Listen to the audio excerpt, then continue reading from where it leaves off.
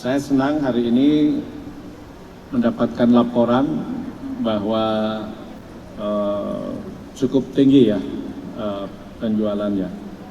Dan memang saya kira Indonesia dari sisi konsumsi domestik ini kuat sekali, ya. Meskipun ekonomi global melemah, tapi konsumsi dalam negeri masih merupakan fondasi dari pertumbuhan nasional. Ini menjadi keunggulan bagi usaha mikro, kecil dan menengah, ya, karena banyaknya konsumen membentuk pasar internal yang sangat kuat. Lalu sinergitas UMKM adalah kunci utama kemandirian ekonomi. Meski kita memiliki pasar, suplai, dan demand yang kuat, masih banyak potensi rantai pasok yang belum terisi oleh UMKM Indonesia. Ya, ini yang justru penting, terutama di sisi produksi. Ina Buyer di Expo 2024 menurut kami adalah sangat penting untuk mendukung perluasan produk UMKM dan koperasi dalam pengadaan barang dan jasa pemerintah serta rantai pasok BUMN dan swasta. Nah, sebagaimana diatur bahwa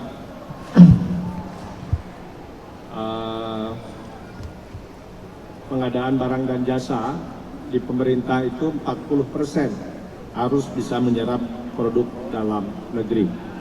Nah, apalagi saat ini, ya, ekonomi nggak sedang baik-baik saja, meskipun Indonesia masih cukup kuat di 5%, tapi kita harus semua punya kesepakatan apakah belanja pemerintah, BUMN termasuk masyarakat beli produk dalam negeri,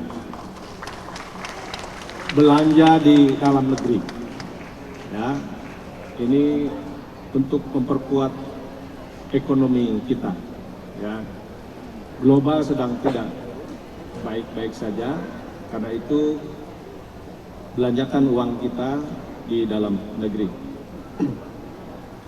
Tadi saya senang laporannya cukup baik, ya, 722 miliar.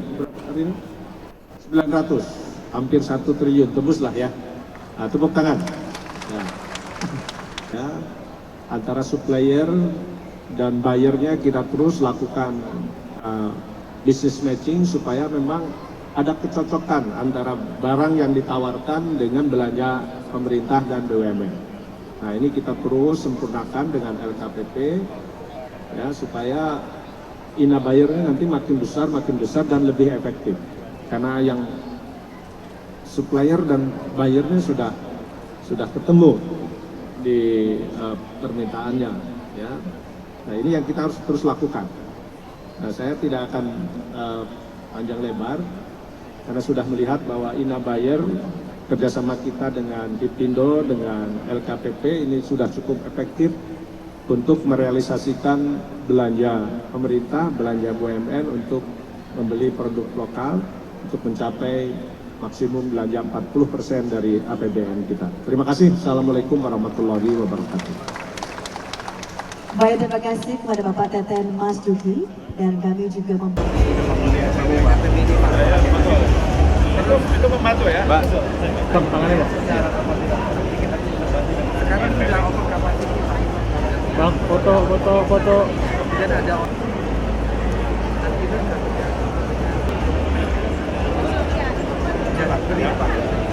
Jadi kita temu 300 gram ya.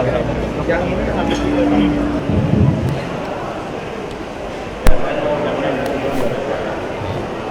Silvan suaranya.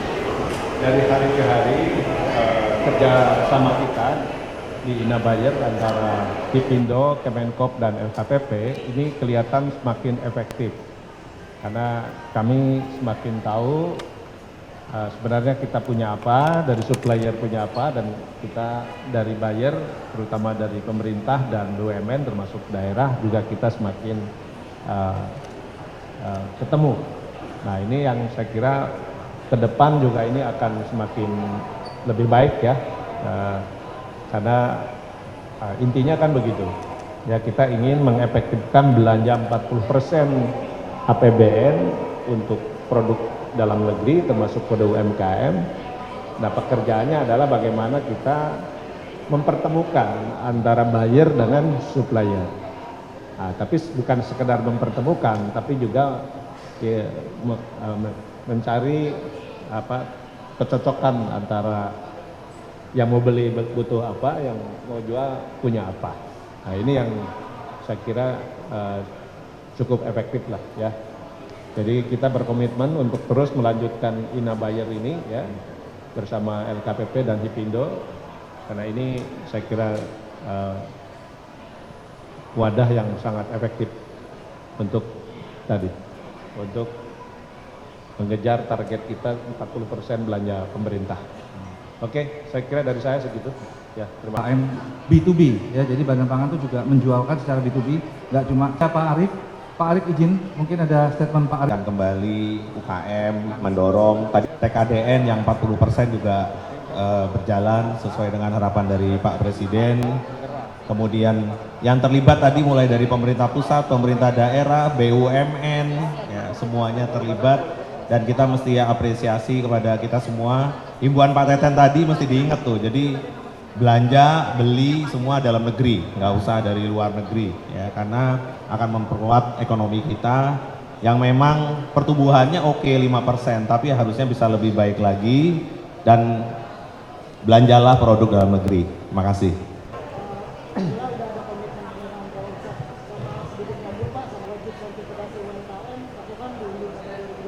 Yang halal.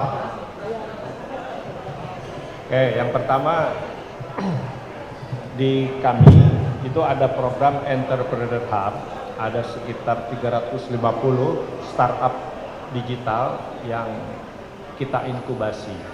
Ya, kita dandanin model bisnisnya, lalu kita pertemukan dengan calon-calon investor. Nah, kemarin saya bawa ke Singapura 15 startup dan startup digital yang memang di sektor produksi, banyak yang di sektor agritech sama aquatech. Ya, ini yang memang potensial untuk mendapatkan pembiayaan. Ya, kita ingin melebarkan investasi di digital ekonomi, tidak hanya berkerumun di e-commerce atau di digital payment, tapi kita ingin lebarin ke agriculture sama aqua. Kita punya potensi di situ. Ya. Kita juga akan bawa mereka ke, kami juga terus menjalin kerjasama dengan calon-calon investor di Jepang, Australia, Korea Selatan, dan Belanda.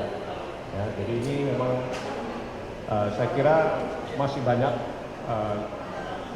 yang tertarik untuk masuk ke digital ekonomi, ya, tapi ke sektor hulu, ya, sektor produksi. Ini saya kira terobosan. Biasanya kan UMKM tuh biasanya pameran produk di luar. Kita lubah, ya, kita bukan pameran produk karena tidak terlalu efektif. Kita bawa UMKM yang punya potensi untuk mendapatkan pembiayaan dari modal ventura. Ya, kemarin kita dengan DBS, kita tahu lah DBS itu bank besar di Singapura, ya, kerjasama dengan beberapa modal ventura dengan kami, lalu kita mudah-mudahan lah ada yang beli beberapa startup. Oke ya, sertifikasi halal sudah diputuskan kemarin di dalam rapat kabinet oleh Pak Presiden, ditunda sampai 17 Oktober 2026. Ya, pertimbangannya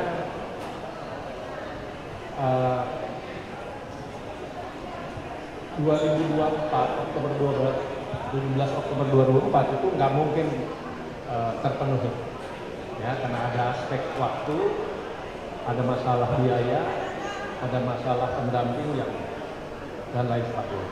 Nah, sehingga daripada nanti UMKM punya masalah hukum, ya, sehingga kami mengusulkan ini untuk ditunda. Ya.